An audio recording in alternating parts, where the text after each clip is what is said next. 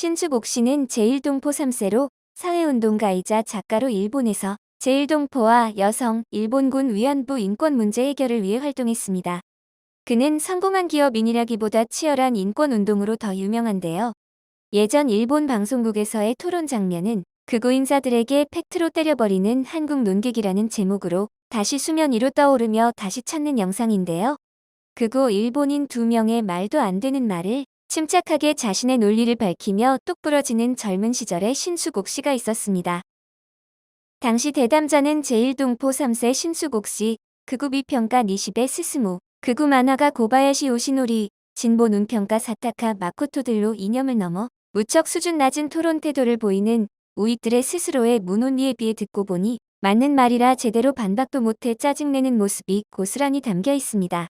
いいですか、うんね、だからね、うん、悪いと思ってなければ謝らなければいいんです。それがね、そこで問題がまさしくそのことなんだけども、ちょっと待ってください。私の話を聞いていただけますか。あなたはいつも出てるからいいじゃないですか。長いからいいんだ、短くしても。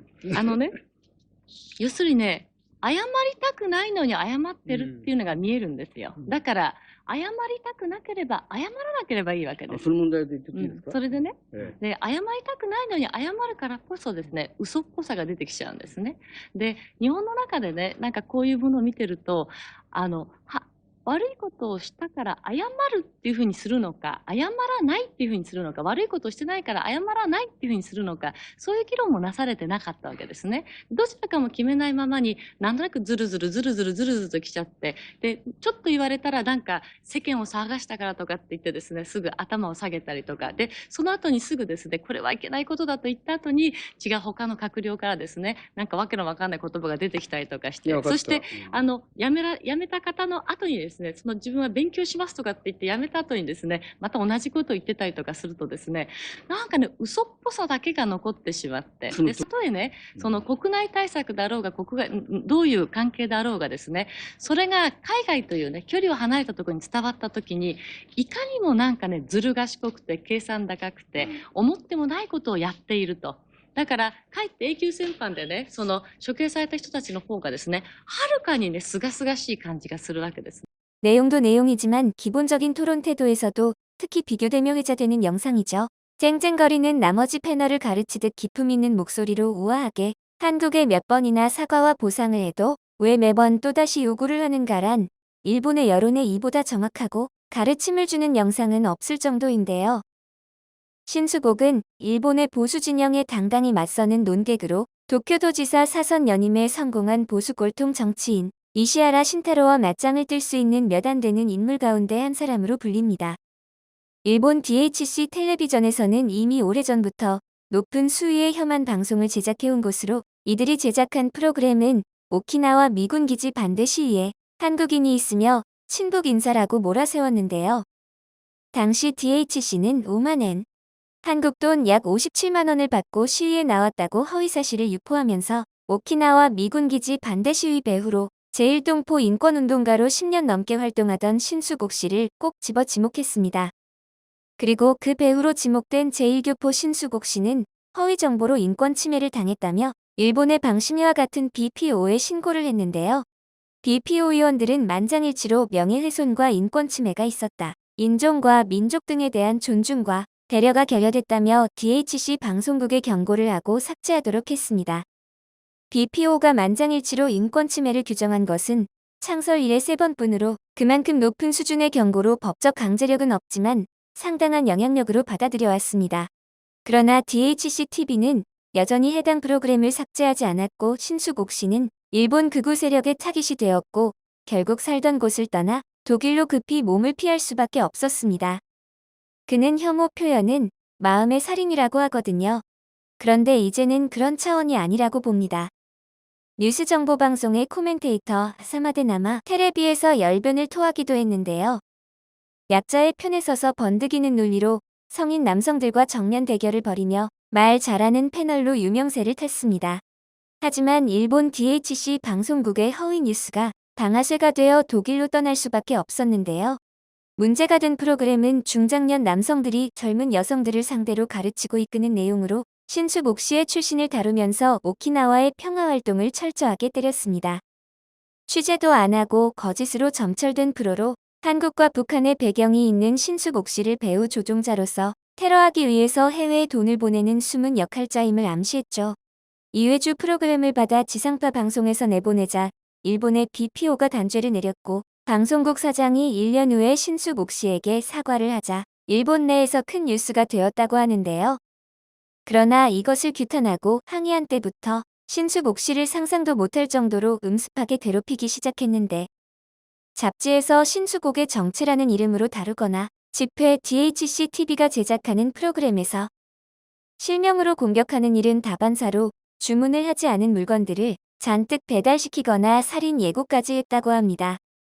가족의 주소가 알려져서 어머니에게 당신이 신숙옥 엄마지라는 식의 위협과 집 앞에 사람이 서 있거나 한밤중에 초인종을 누르거나 하는 등의 갖가지 저열한 방법의 괴롭힘을 단기간에 집중적으로 당했다고 토로했습니다. 신숙옥 씨는 제1조선인, 여성, 마이너리티 문제 등 각종 인권 문제에 대해 매체와 장소를 가리지 않고 설파하며 독일로 피신한 상태에서도 하이니히 하이네 대학교 현대일본 연구소 개관 연구원으로 활동하며 자신의 상황을 알려왔는데요. 노리코에네트는 혐한 시위를 비롯해 특정 집단에 대한 공개적 차별 혐오 표현인 헤이트 스피치 근절을 위해 2013년 9월 일본 시민들이 결성한 단체입니다.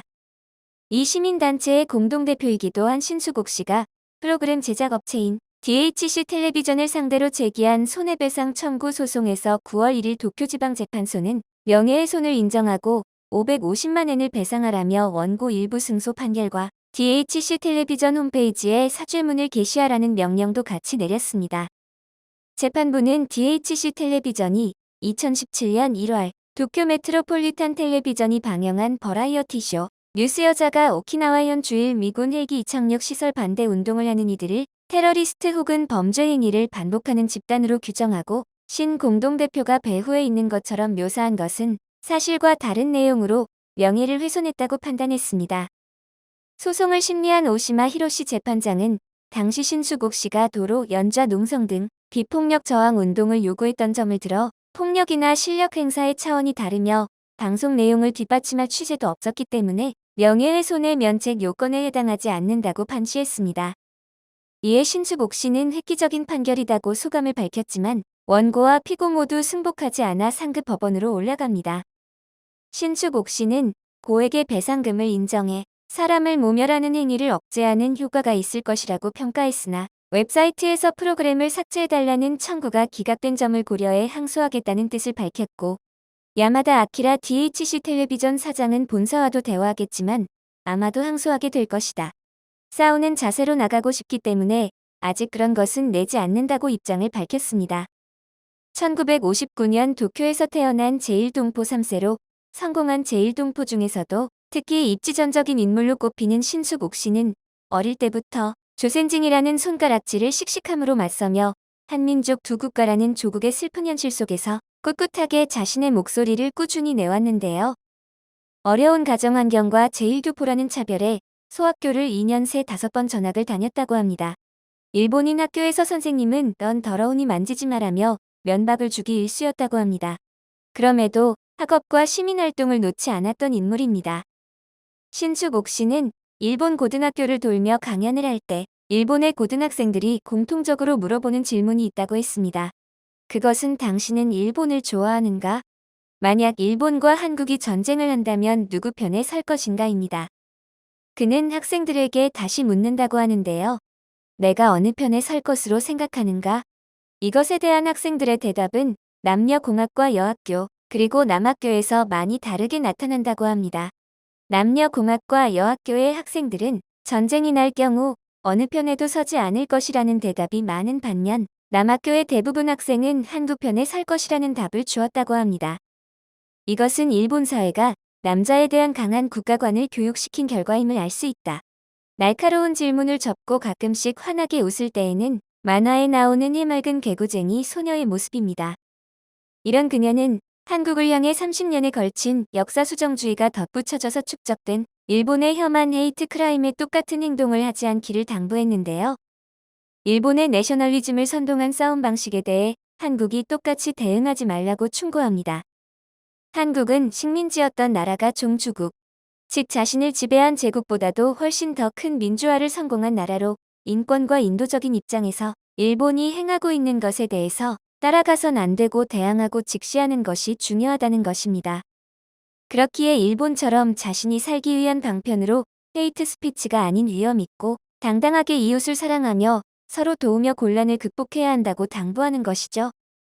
신수복 씨는 허위 프로그램을 아예 삭제하기 위해 다시 재판을 제기할 것이라고 하는데요. 처음에 사과 같지 않은 이유에 대한 토론 내용처럼 결국 혐오로 점철된 프로그램을 방치하는 것은 판결과 다른 태도라는 것을 알고 있기 때문 아닐까 싶습니다. 영상을 끝까지 시청해주셔서 감사합니다. 구독과 좋아요는 영상 제작에 큰 힘이 됩니다.